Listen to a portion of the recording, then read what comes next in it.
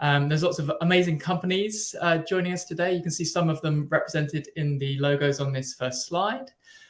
We had an amazing response to this webinar topic, 430 registered from 170 different companies. And I notice also a lot of people tuning in from a whole range of locations, from obviously lots in the UK, but also from Germany, from Ireland, Spain, Romania, Netherlands, France, Finland, Poland, United States, Italy, North Macedonia, Sweden, Mexico, and Egypt I saw on our list of attendees today. So that's amazing. I'll start with some introductions. I'll introduce myself first. My name is Andrew Tope, and I am a senior UX consultant here at Bunnyfoot. I've been working within the world of UX for almost 20 years now, and joined Bunnyfoot almost 9 years ago. I started working for a company called Reed Elsevier, joined their UCD team back in the early 2000s. They were, I would say, a very UX mature organization, especially given that it was the early 2000s. I then moved on to another big publishing company who at the time were called Harcourt. They were much less mature, I would say, at that point, and then worked their way forwards. Obviously now when I'm working at Bunnyfoot, we work with a whole range of clients, some of whom you can see here, some of the clients I've worked with in recent times.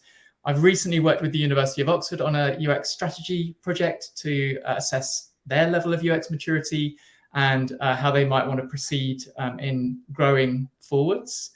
I teach a couple of other training courses, which you can see down the bottom. Bunnyfoot has a range of training courses. We might refer back to that a bit later. But I'm going to introduce my colleague, or invite my colleague to introduce herself now. Hi there, I'm Alison, or Ali, one of the directors here at Bunnyfoot. I joined a long time ago, back in 2008, so I've been here a lot of years now. Before that, I was sort of went between client side and agency. My client side experience is mostly in retail banking. I worked at NatWest and Egg for a while, and also for a couple of other agencies as well. In terms of what I do here at Bunnyfoot, so like I said, one of the directors, so I'm responsible for the consultancy, making sure that our services are up to date and that we're making good progress with our business. I also work with clients, largely delivering strategy projects. Some of those clients that you see listed there are strategy projects that we've worked on. Please feel free as we go through to introduce yourself in the chat on the right-hand side. Say hello, let us know where you're from. Q&A at the end, but do ask questions. If you've got some, sorry, I should have mentioned that at the beginning. If you've got questions, put those questions in the Q&A tab that you should be able to see on your screen. We will come back to those and answer some of those questions at the end of our presentation today.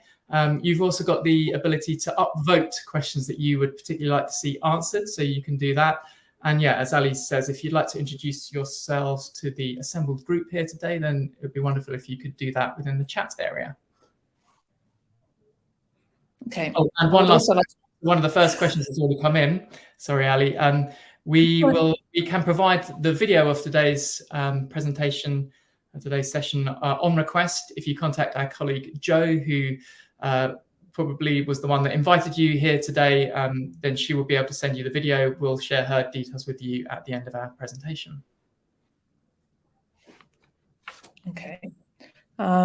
Just before we start, I'm going to apologise in advance. We have a building site next to our office here that sometimes is really quiet, as it is right now, and sometimes unexpected noises and alarms go off. So if that happens, apologies, but that's what it's all about. But let's get going. So to start with, a little bit about Bunnyfoot. For those of you who don't know us, Bunnyfoot has been going since 1999, so 23 years now. There's about 40 of us, specialist consultants and practitioners. There's a list of the different kinds of skills that we have there. Lots of researchers and experienced designers and service designers. We also provide services like participant recruitment and lab hire and lab build, that sort of thing as well. We're UK based. We have an office in London and this office that I'm in up in Sheffield, but we have global reach through international partners, do a lot of work outside the UK as well. The list of services that we offer, all UX based. We're a very evidence-driven organisation. Everything that we do is based on research, but as I say, we also offer those support services around participant recruitment and lab build and hire as well. Bunnyfoot is part of a bigger group, so we're part of the Sideshow group. Currently a collection of 10 agencies that you can see listed there. So we deliver our own services under our own banner, but we can also deliver in combination with all of our other agencies as well. So they're delivering expertise in things such as SEO, CRO, development, comms, production, all the sort of things that you would expect from a digital agency as well. So that's the environment that we're working within. So a little bit about what we're going to talk about today. So Andrew and I, between us, will be delving in a little bit about what is UX maturity, a little bit about that, looking at different maturity models and what their common components are, and the indicators that you can look at within those models. Andrew will go in some detail about the different levels of UX maturity in the model that we use and how the different activities you can do to move yourself up within those models as well. We'll talk briefly at the end about working out where you are now and where you want to be, a bit of a case study and time for Q&A at the end. So starting on what is UX maturity? So we're going to look at a couple of definitions from some of the experts in the field. So starting off with Nielsen Norman Group, I'm sure a lot of you are really familiar with these guys. They've been working in the field of UX for a long time, and I think were one of the first people to come up with a model of UX maturity. So their definition is that UX maturity measures an organization's desire and ability to successfully deliver user-centered design, short and snappy. And the second one we've got here is from the International Organization for Standardization, so ISO. And they say the level of understanding and implementing and positive attitudes towards a systematic human-centered design process within an organization. So they both reference ability and understanding, as you'd expect. But the really key thing as well that they're both talking about is desire, as Nielsen Norman say, and positive attitudes, which is what the ISO definition says, that it's not just about ability and understanding, it goes beyond that to look at desire and attitude. So we're just going to look at that a bit more because we think it's a really vital component of maturity when we're looking at it. So here's Cordell Ratzlaff. He's the UX director at Google, and he references here, in order to design great products, you need to have the culture in place. So when Nielsen Norman are talking about desire and ISO are talking about positive attitude, that's another reference, another way of referencing culture to them, that it's all very well to have the ability within your organization with individuals or with small teams, but if you don't have the desire to embrace it and the ability to change in order to embrace it within the culture of the organization, then the chances are you're going to come unstuck. Couple more quotes along the same lines.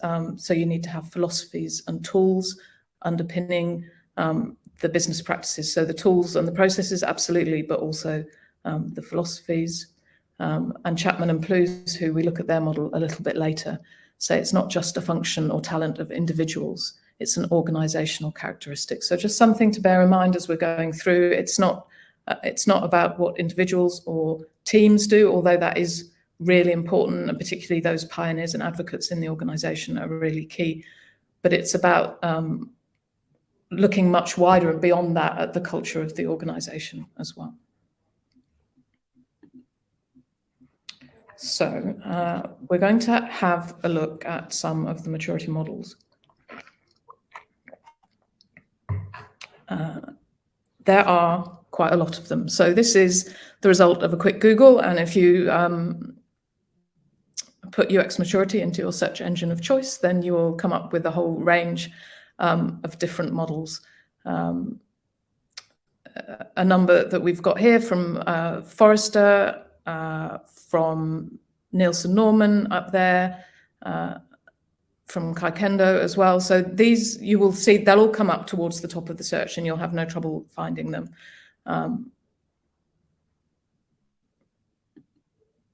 We'll have a look at a couple in a bit more detail. So let's start with Nielsen Norman. So they initially created a model in 2006 and it had 8 stages, and that was pretty much one of the first ones to come out, I think. And they've recently refined that model to 6 stages. So they previously had a lower level of hostility, which they've removed in order to start with absent. And they've combined a couple of those mid-level stages as well. If you go and look at their website, nngroup.com, they've got a real wealth of information there about each of those levels. They go into in a lot of detail about how to move from one level to the next in their opinion. They've also got a lot of resources reference that you can go and look at as well. So it's a really good place to start if you want some more information. There's a lot of stuff there. So the next one that we're looking at is from Macadamian Technology. So this is Lorraine Chapman and Scott Plews wrote a paper on UX maturity that is, again, easy to find if you Google it. Goes into some interesting detail. They have 5 stages rather than 6, but otherwise pretty similar. They look, in particular, they have 5 measures that they look at, but the 3 that they focus on, as you can see here, are timing of initial UX consideration, availability of resources, and leadership and culture. And they look at the dials, those 3 dials really, to say how you can work out which level you're at. And they also reference ideas about how to move up between those stages. We've included Jared Spalls here from UIE. So Jared is very active and vocal in the UX world. He's got lots of webinars himself that you can sign up for, some really interesting ideas. His idea of UX maturity looks at things from a slightly different lens than the other models. I think what underpins it is all quite similar, but he focuses on UX practice and practitioners as the measures of UX maturity rather than looking at the organization as a whole. I think there is similarity there because it's quite difficult to have embedded UX design or infused UX design without having a high level of sort of cultural acceptance as well. So I think it's a similar model, but it does look at it through a slightly different lens. So it's quite interesting to see what he has to say as well. And the final one that we're going to look at is ISO's model. So this is the model that we base ours on, that we teach in our UX strategy course.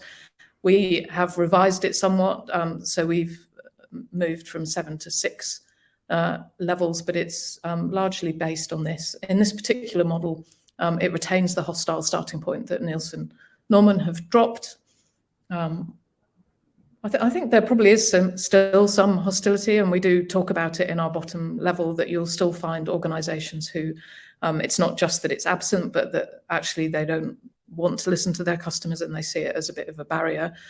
So I think it's still there, perhaps less certainly than when I started in the field of UX, but I'm sure some of you have stumbled across it as you've been on your own journeys. Okay, so how do you know which model to choose? There are a lot. That Google search throws up a whole load of different options, and it can be a little bit overwhelming looking at them all and going, well, which one's best? Well, the good news is that there are lots of similarities between all the models. And you're not going to miss out, particularly if you choose one over the other. So they pretty much all have 5 or 6 stages. Obviously, that ISO one has 7. I've been plunged into darkness. Hopefully, that hasn't made too much of a difference. They're all linear. They all go from one step to another. We're going to talk about that a bit later because we don't think it is quite as linear as some of the models suggest. And the stages are all fairly consistent from one model to the next. So they all start at that bottom absent level, and the top level all relates to UX and customers informing business needs. So there's certainly a high level of consistency there. And as well as the different stages that those models have, a lot of them, not all of them, but a good number of them also talk about influencing factors or indicators of maturity. And those are, if you've got the levels that you're looking at, the indicators are the different factors that you need to be considering when you're deciding where you are among those levels. So when we're looking at assessing UX maturity, we look at 6 indicators of maturity, and I'm just going to go through those before we start looking at the different levels. Important thing to remember as we're going through these is that it's not, these aren't yes/no questions. These are all points on a scale. It might be that there are questions within questions. It might be that for each of those indicators, some parts of an organization are at one level, whereas other parts are at another level. You might, in one project, be really high on an indicator, but another project within the same organization at the same time might be much lower. So it's not easy to say, yep, we're definitely at this point, and that's really worth bearing in mind as we go through. So the first one that we're going to start with, back with our old friend culture. This is culture and leadership, and some questions that you can ask about it.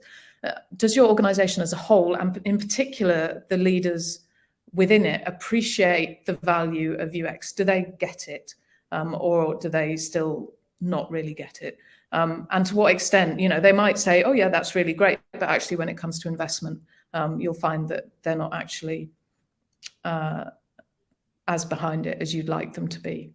And to what extent is your organization willing to adapt or change in order to improve and to encompass UX?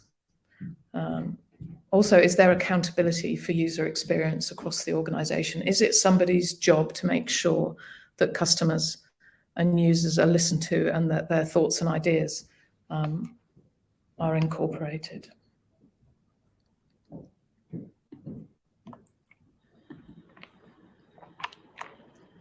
This chap here is Peter Drucker. So Peter Drucker was an Austrian-American management consultant, often thought to be the founder of modern management. His ideas are sort of very widely accepted, and a quote of his that we like to talk about is "Culture eats strategy for breakfast." So you might have lots of skills and ideas and know how you want to progress, but if the organization as a whole isn't willing to listen to those ideas and to embrace the activities that you want to do, then your chances of success are pretty minimal. So that's how he made an appearance on that slide. So the second thing, the second indicator that we're looking at is strategy. So this is about organization and delivery. So does your organization have customer-centered goals or objectives?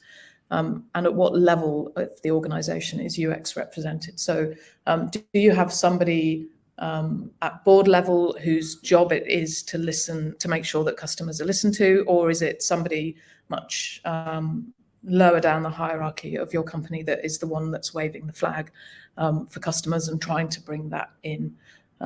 Is UX considered on a level with other business objectives such as product management, sales and marketing? Or is it really not on that same level? And you actually have to be really at that top level of maturity before you'll find that that UX is considered at that level. But as I say, it's all on a continuum, really. And how integrated are user-focused activities in your processes? Does it happen on its own in a little corner over here, or is it within all elements of the life cycle of projects and products? So the third one we have is process and how things are executed. So to what extent does your organization use a variety of techniques and methods? Do you have a particular dependence on one method? Do you do lots of surveys and not much else, or lots of usability testing but not much else? Is there a clearly defined process that allows researchers and designers to collaborate with other teams and for all of the skills and experience to be used and make sure that customers are being listened to? And do you have a program of iterative design and regular research? Is that is it allowed to happen and encouraged and enabled to happen, that people in the organization can engage with users, and that information and insight will be listened to?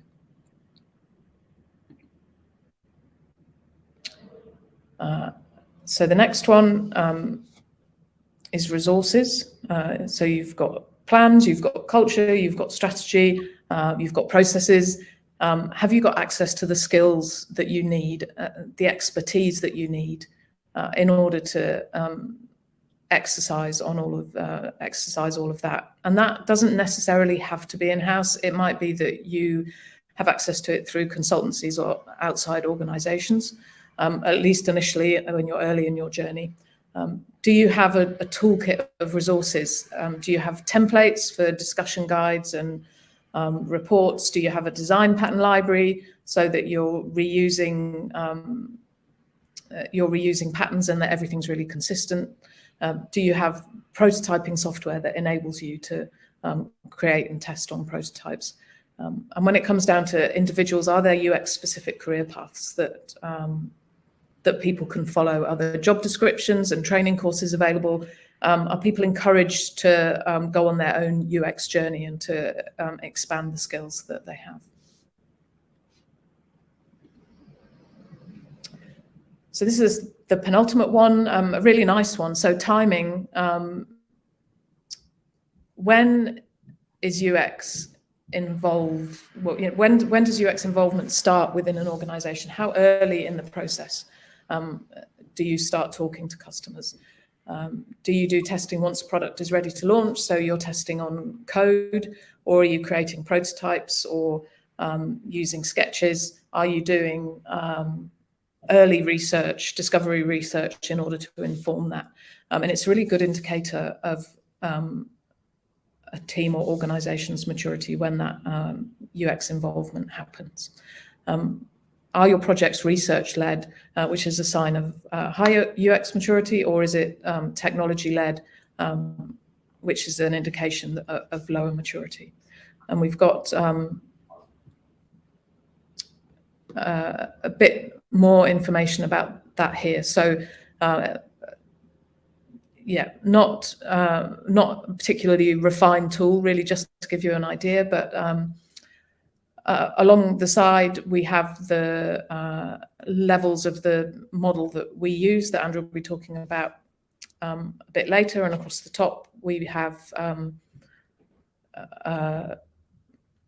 different stages of a design cycle. It might be yours or it might not, but that's an indication of a design cycle.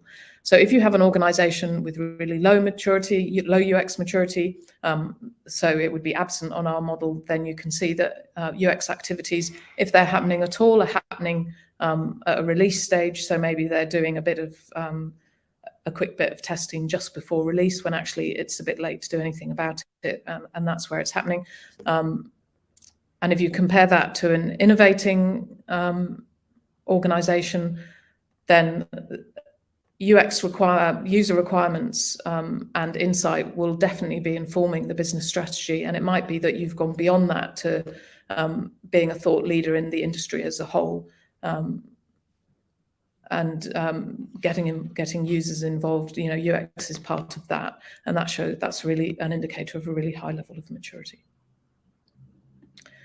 And the final one of our 6 that we have is measurement and outcomes. So is user experience one of the success criteria of your projects? It's quite a common thing, even if users are involved and there's quite a well-established UX process, that once a product goes live or a project is finished, that everybody leaves it and moves on to the next project. And actually the success, the customer experience of that product or service or project isn't one of the success criteria. It isn't measured. The results of that aren't fed back in.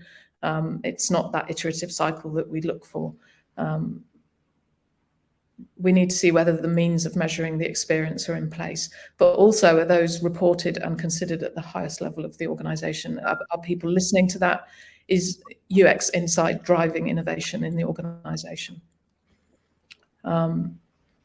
So those are my 6 indicators of UX maturity, the things that you should be looking at in order to work out what level you are. Andrew is going to tell you a bit more about the model that we use and look at those levels in more detail and how you can move up from one level to the next. Okay, great. Thanks, Ali. So I'll be talking through the levels, and hopefully you'll see reference to the indicators that Ali's just been talking about, and see how these sort of progress as we go through the levels. So this is the model that we use. It's, as Ali said earlier, it's based upon the ISO model that she showed you earlier, but modified slightly, both from our review of the other models that are out there and also from our experience of working with the many organizations that we do. So I'm going to be going through that, and after I have gone through those levels and given you a description and some understanding of what each of those levels are about, we're going to invite you to vote in a poll where we're going to ask you, where do you think your company is currently on this maturity model? We'll share the results with you live. It will be anonymous. But it should be really interesting to see where collectively we think we are all sitting. Okay, so let's move on to the levels then, and we'll start with the first one. This is level 0, as we have put it. In other words, this is where UX practice, UX awareness even, is absent. So there is no UX practice in an organization at this stage. This might be because there's simply just a lack of awareness of it, or it might even be coming about through hostility, as Ali was mentioning earlier. The view perhaps that it's not necessary, or that it would be taking time and resources away from other important areas. So, where this is the case, the organization is entirely focused on product or feature-led development. So there's no focus on the user experience of these products or of these features that you're developing. And the danger of that is that if you have competitors that are producing similar products and features, but they are also focusing on the user experience of using these products and features, they may well overtake you. So to move on, you often need something that's going to awaken you to an awareness of UX and the value that UX could have for you as an organization. That might be through some kind of commercial failure. It might be because you're getting lots of negative feedback from your users that you simply can't ignore anymore. Something needs to happen to motivate change. So, you might then get a few influential people in the organization advocating for a need for a greater UX focus. You might look to bring in some education or to grow awareness within your organization as a first step, helping people within your organization understand what UX is and what kind of value it might bring to you as an organization. Moving on to the next level then is when we have this awakening or growing awareness. Sooner or later, most organizations realize the value of making their designs or their services easier for people to use. So you start to get this growing awareness of the value of a UX approach. But at this stage, it's certainly not a widespread awareness, and there are no resources to support this at this stage of development. If there are designers in the organization, or if there are product managers perhaps who are interested in UX or have this growing awareness of the importance of UX, they still are basing their decisions on their assumptions or perhaps their initial learnings of what good design, what good UX might look like. But there's no research to test their assumptions happening at this stage. And there's no, from an organizational point of view, there's no investment in UX being made. So in terms of how to move up from this level to the next, what you might do is introduce some education or training for members of the organization. Basically, you're aiming to raise the awareness that you're starting to have higher up into the organization. So, advocating for why the higher ups in the organization should care about this in the first place. And you might do this perhaps from looking at learnings from other companies. You might demonstrate how your competitors are using UX and highlighting some of the success stories that you see in those competitor organizations. And basically helping. One way to engage maybe that higher up level is to start to look at how a UX capability could align with and even support the business objectives of that organization. So if you achieve this, you might then move on to the next level, which is level 2 in our scheme, where otherwise described or labeled as limited. So at this point, there is growing awareness within the organization of the value of UX, but there's still no real commitment or support for UX from those higher levels in the organization. So there's no established infrastructure and no established processes for UX yet. There's no budget. There's probably not any UX specific roles at this point, or if there are, they're just a few. But there are some UX activities starting to happen on some projects. However, this is usually by non-specialists. So it might be that you have some business analysts who have woken up to the fact that UX should be incorporated in the way that they're working.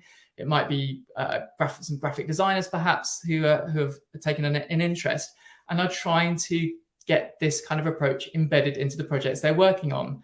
But because it's not their specific role, they've got other things to be doing, and because there's not that overall support from the organization, there is limited time and limited focus that can be applied in regards to UX.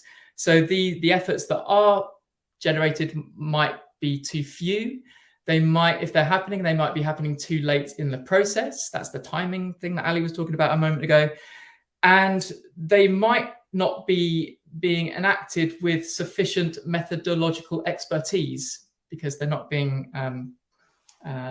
delivered by specialists. So all of that might be happening, and still, UX considerations where they're starting to be considered here can still easily be pushed out of the picture by competing pressures within the organization or within the product development. So in terms of moving up from this level, well, this is the point where you might usefully start doing some research. And if you can't do the full set of research, it might be that you can start with what is sometimes described as guerrilla research, where just taking the opportunities that exist in order to go out and meet your users, to conduct some interviews, perhaps to run some basic user testing, with a view to building up some evidence for the need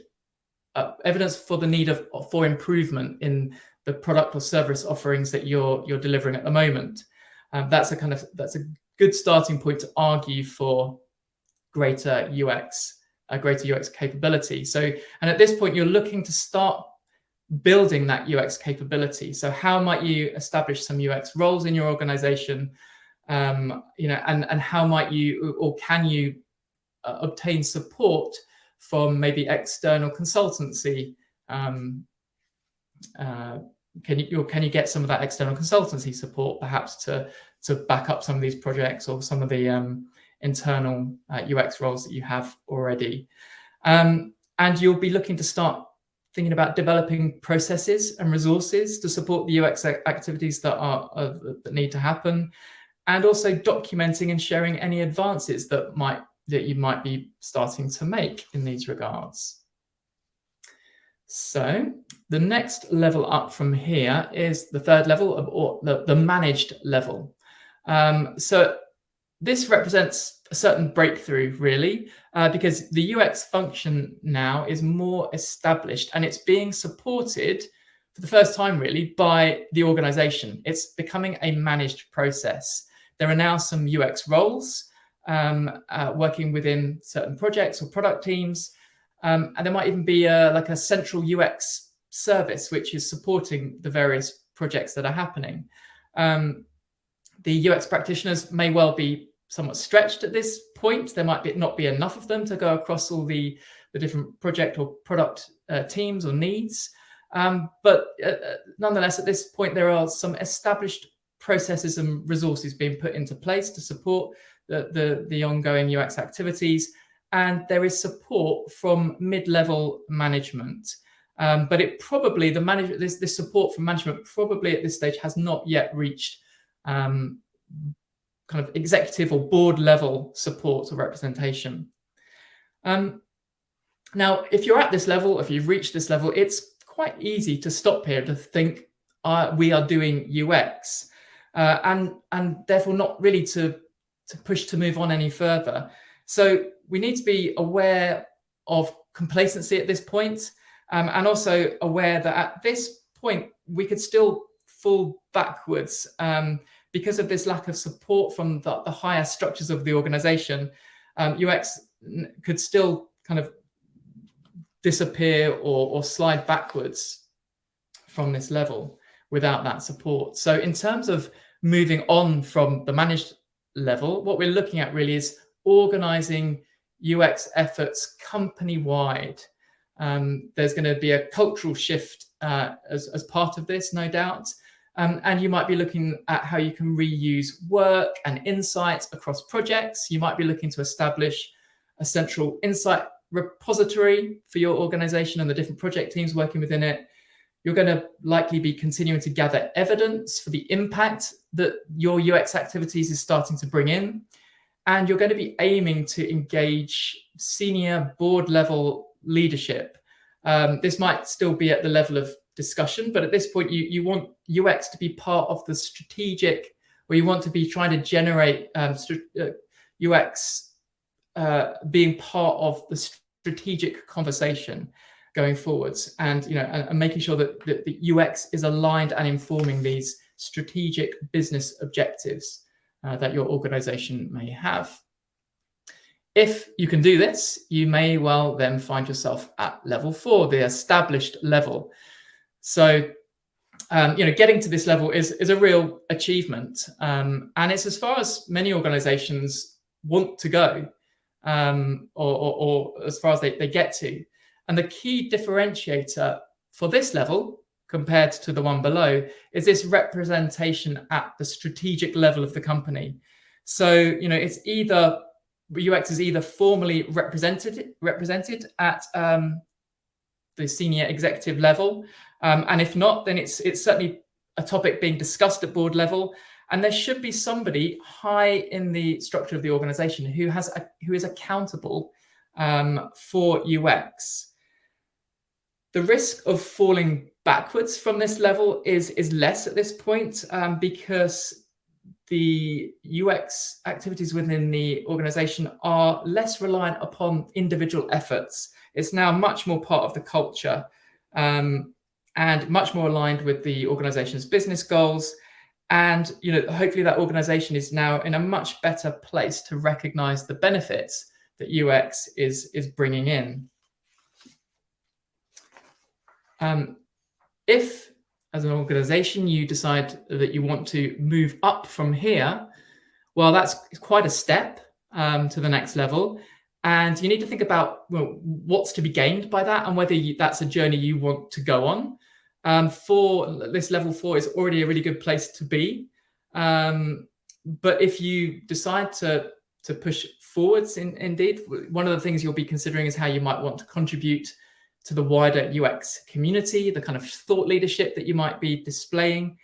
And key to moving up is using this customer insight to drive this company-wide innovation. So it's no longer just about projects, products, it's company-wide innovation and how the UX insights and activities can inform and lead this. So that leads us to this final level, number 5, of innovating. And, as I've kind of indicated already, this is quite a rare level. You don't see it so often. And the key thing here is that, as I said a moment ago, your understanding of customer requirements is really defining that whole organizational business innovation. So UX is absolutely considered on a par with some of the other key components of your organization. So certainly on a par with divisions like sales and marketing. There'll be certainly be a director of UX at that board level. And this customer focus at this level is being maintained throughout the whole organization and really driving all of those organizational decisions that are being made. And in terms of moving up, well, there's not really anywhere to go upwards from this level. I suppose the only direction that you can go in is backwards, is down. So really, at this point, it's more to do with maintenance. So so that's about celebrating success, demonstrating this thought leadership that I mentioned a moment ago, finding ways to incentivize, focus on the customers. But also, it's worth saying that it's not to worry so much if you do slip backwards to level 4. On occasions, if you're at the peak of the mountain, it's quite tricky to stay balanced on the top of that peak. As we say, that level 4 is also already a very high attainment. And so, you are operating well at those levels if you're at level 4 or 5. Okay. So with that being said, what I'd like to do in a moment is open up a poll where we'd like to ask you, as I said earlier, where do you think your company is at this point? Now, where do you think your company is at the moment, currently on this maturity model? Now, that might be quite a difficult thing to decide. There's lots of different factors that go into these different levels. It might be that you feel you're stronger on some and less strong on others, and that's something we're going to come to in a moment, actually. But nonetheless, for the purposes of today, it would be very interesting to see, of the many of us gathered here today, where we think our organization is sitting, roughly speaking, on this maturity model. Just to say, also to repeat that the results are going to be anonymous. So we'll see the results per the number of organizations per scale of the model, but we won't be seeing who is voting or what companies are represented at each level. That's anonymous, so you won't be exposing yourself or your organization.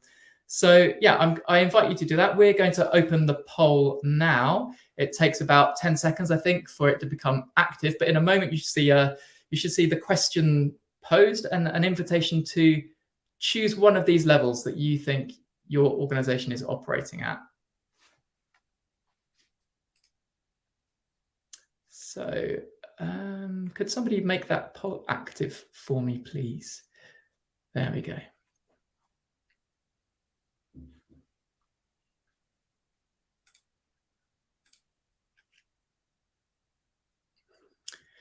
So once you have cast your vote, you should be able to see the results coming in.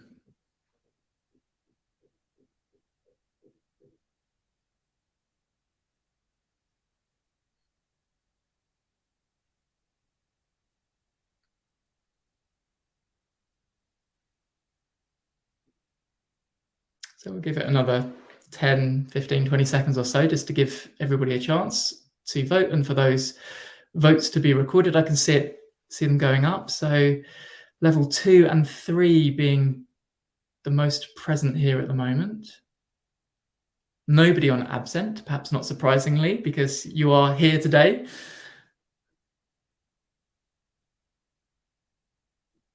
No.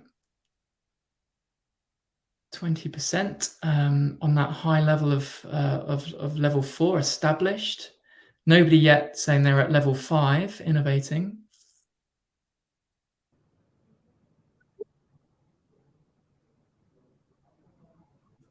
Okay, so that's probably all the votes cast, I imagine. Ali, I'll invite you to comment in a moment, perhaps. But I think when we were discussing before and anticipating what results we might see, we did indeed anticipate that we might see a lot coming in at either level 2 or perhaps level 3 as well. And so this sort of confirms our intuition there. Any thoughts on what you're seeing, Ali? Yeah, well, I'm quite relieved that it's as we thought it might be. I'd have been a bit anxious if everyone had come in at level 5. I'd be like, oh no, I'm the wrong person to be to be talking about strategy. Yeah, okay. Let's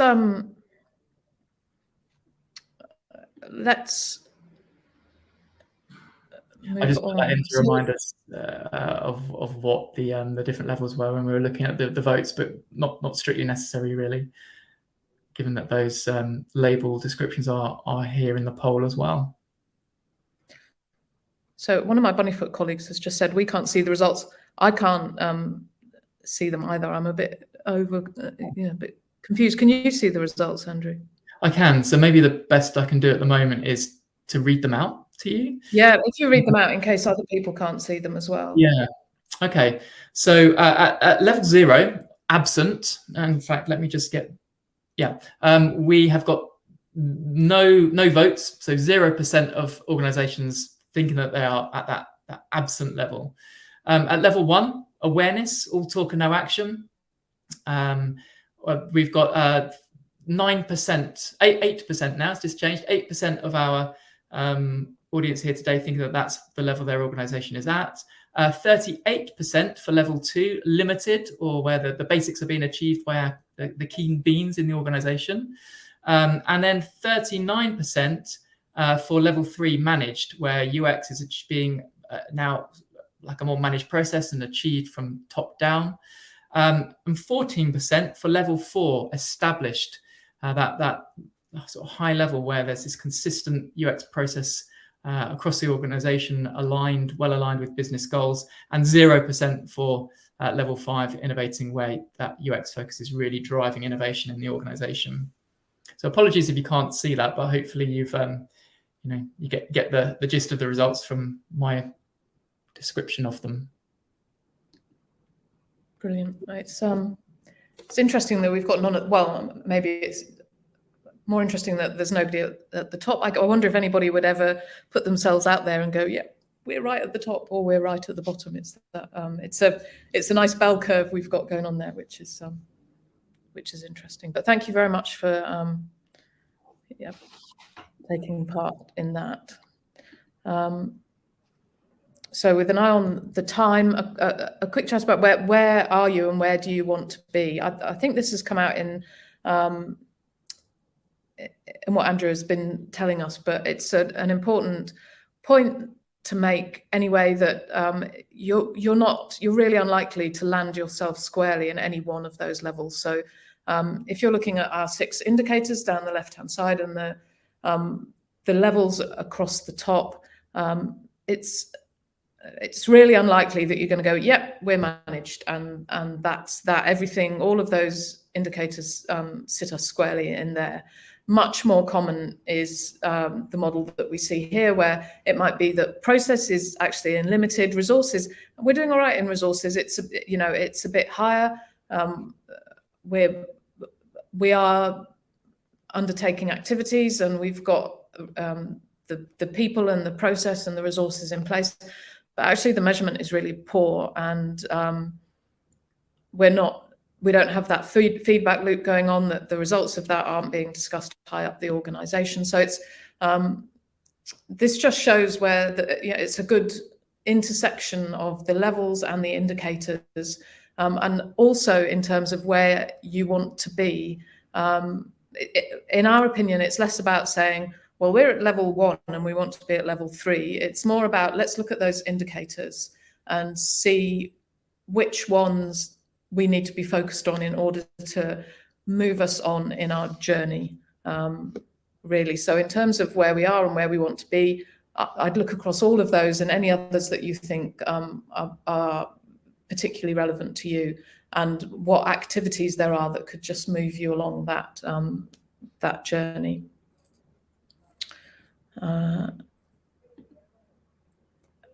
Very quickly, I won't linger on this because we are running out of time, but we may have some people here from EDF Energy. But I just wanted to talk you quickly through this case study, a little case study that Stuart Roberts from EDF Energy put together for us for a talk we did a little while ago.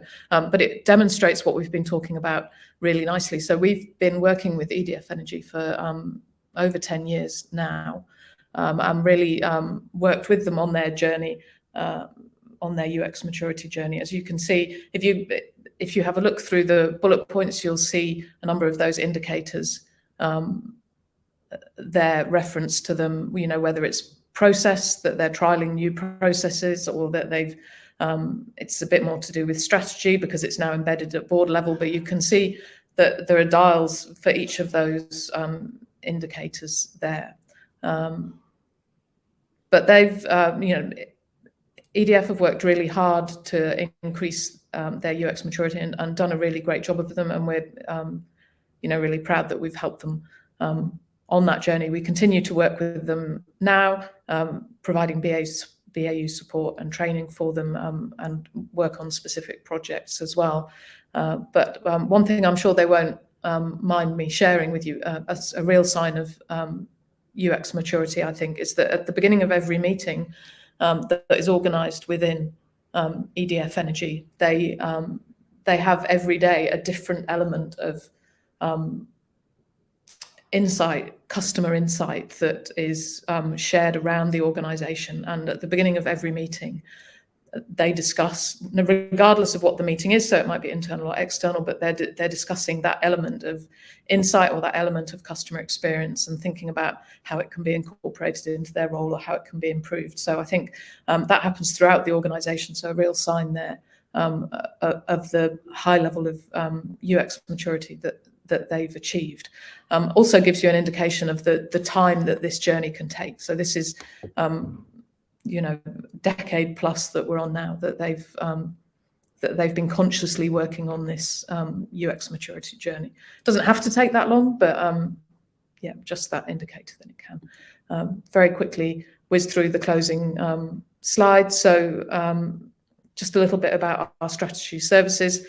We work with a number of our client organizations to help them understand their current level of UX maturity and how they can move forwards with some of the services are listed there. Obviously, we'd be delighted to talk to anybody who thinks we may be able to support them on their journey. Please get in touch.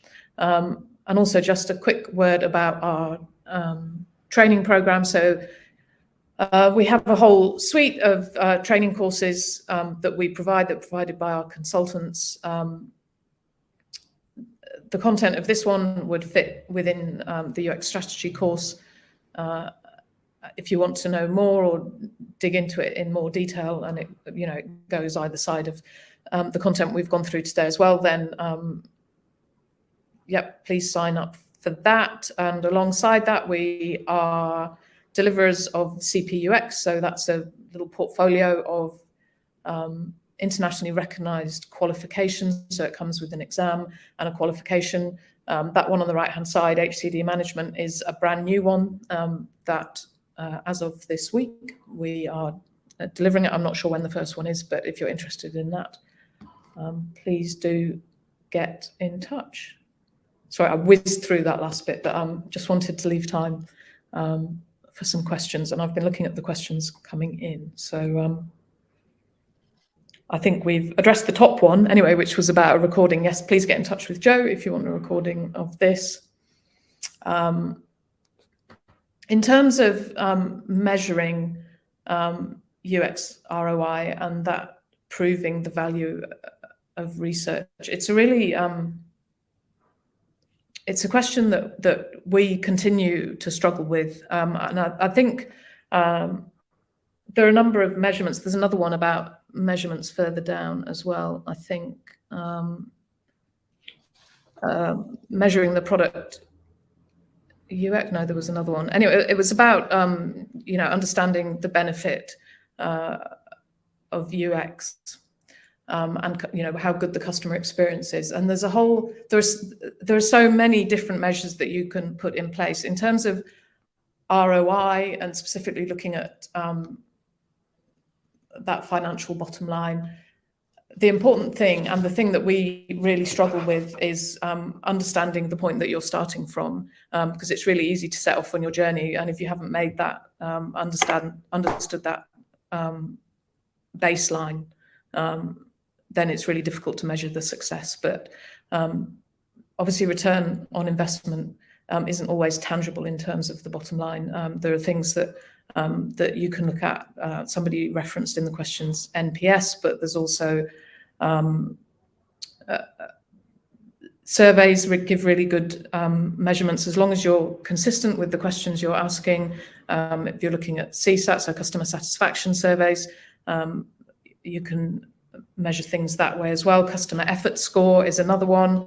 How sticky the pages are, how long are people staying with you, all of those standard measurements. And a really strong way of looking at it is looking to combine some of those measures into a single measure. And it's something we go into in a bit more detail on that strategy course, is saying we're going to take a number of measurements in order to give us a single score. And we're also going to weight those measurements because some of them might be more important to us than others, and they need to fit alongside your business KPIs as well. So there are a whole load of different ways you can look at it. We do go into it a bit more detail. We could probably do a whole webinar on measuring satisfaction, actually. Or maybe we should. How would you recommend introducing accountability for UX across an organization? Andrew and I were talking about this morning, about a top-down versus a bottom-up, and is it should you be starting with a single person, or should you be aiming to go in at the top? Because you were saying one of your clients, Andrew, was trying to leapfrog everything by putting something in at the top, weren't you? Well, yeah. And I was thinking of that client when I was looking at this question, and it seems to me that the first thing you need to do is to get that organizational sort of commitment to UX, and for UX to become part of the organization's strategy. But then you need the correct roles in place. So, as we say, ideally you want that executive level representation and accountability for UX, so it goes all the way up to the top. But you need and you need that culture to be embedded. So you need things like maybe UX principles that helps you carry the organization with you. And when there are competing sort of demands for resources or attention, then you can refer back to these agreed UX principles and this strategic commitment to UX to bring people on board with that UX journey.